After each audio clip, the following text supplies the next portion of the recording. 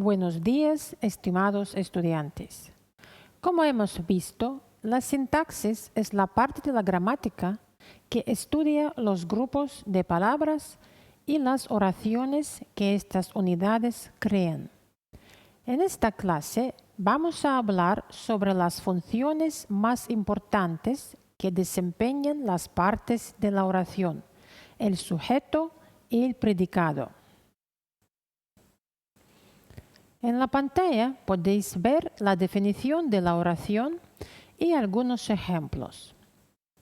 Por extensión, se aplican también las denominaciones de sujeto y predicado a los grupos sintácticos que contraen tales funciones.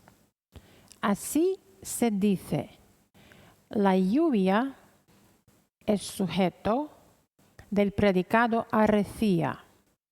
Sujeto y predicado se definen por rasgos formales como la concordancia.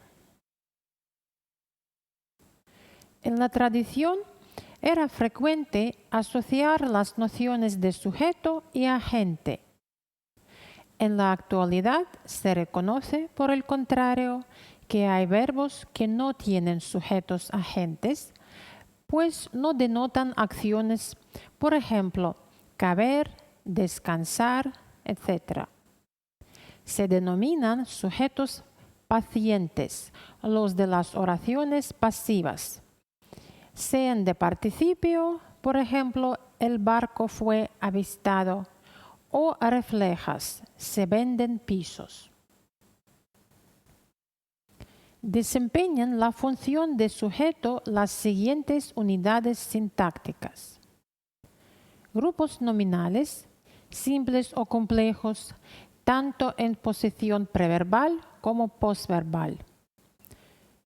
Por ejemplo, Javier trabaja bien o falta sal. Se asimilan a este paradigma los pronombres y sus grupos sintácticos. Por ejemplo, nosotras nos oponíamos. Subordinadas sustantivas, ya sean declarativas con verbo en forma personal, por ejemplo, me sorprendió que quisiera venir. Construcciones de infinitivo, por ejemplo, no le importa comer cualquier cosa. O interrogativas y exclamativas indirectas, tanto si el verbo es conjugado como si está en infinitivo. Por ejemplo, no se sabe si llegará pronto. No le importaba quién era yo. Me gusta cómo lo expresa. En posición anterior al verbo, el español exige que el sujeto sea una expresión referencial, un nombre propio, un pronombre o un nombre común determinado.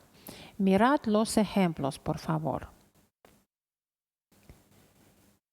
En relación con la posposición del sujeto, pueden distinguirse dos casos. En las oraciones activas, los verbos inacusativos como entrar, llegar, nacer, admiten grupos nominales sin determinante en función de sujeto. Sustantivos no contables en singular. Por ejemplo, brotaba agua en abundancia.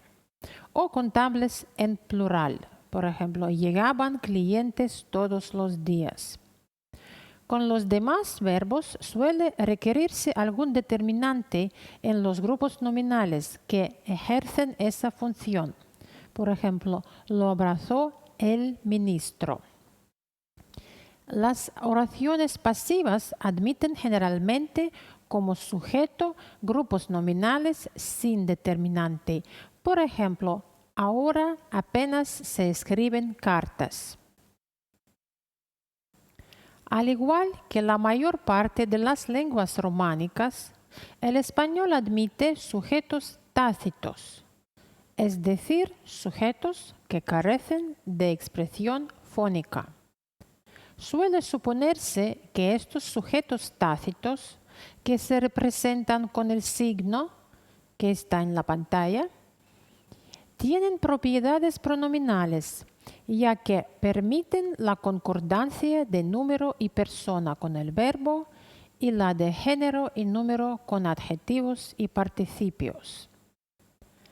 El antecedente de este elemento tácito pronominal se recupera a partir del texto precedente. Así, en los ladrones actuaron como si estuvieran solos. El antecedente del sujeto elegido es los ladrones. El concepto del predicado se usa con dos sentidos que se presentan en la pantalla. La expresión gramatical cuyo contenido se atribuye al referente del sujeto. Así, el grupo verbal que se subraya en el maestro explicaba la lección a los alumnos es el predicado que se aplica a lo denotado por el sujeto.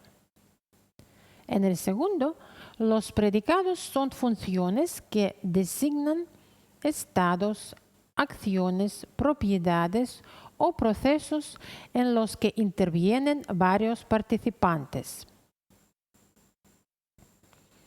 Pueden ser también elementos predicativos, los adjetivos, adverbios y sustantivos, que se atribuyen al referente de un grupo nominal al que no pertenecen. Con frecuencia, esta atribución se efectúa a través de otro verbo, es decir, de otro predicado, por lo que se denomina predicación secundaria. En los pasajeros llegaron cansados, el sujeto, los pasajeros, es la base de dos predicaciones, una verbal, la que tiene como núcleo llegaron, y otra adjetiva, la que efectúa el adjetivo cansados, que se denomina complemento predicativo. En ocasiones, esta predicación se efectúa sin la intermediación de un verbo. Ocurre así en las construcciones absolutas y en algunos enunciados sin verbo. Los complementos argumentales introducen información exigida o pedida por el significado de los predicados, mientras que los adjuntos son modificadores no reclamados o no seleccionados.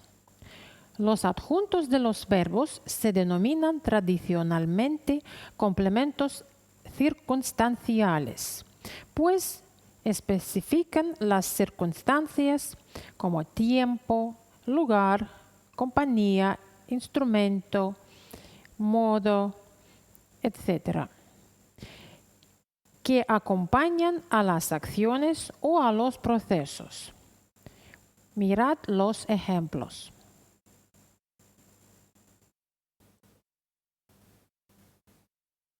Es todo para hoy. Gracias por su atención.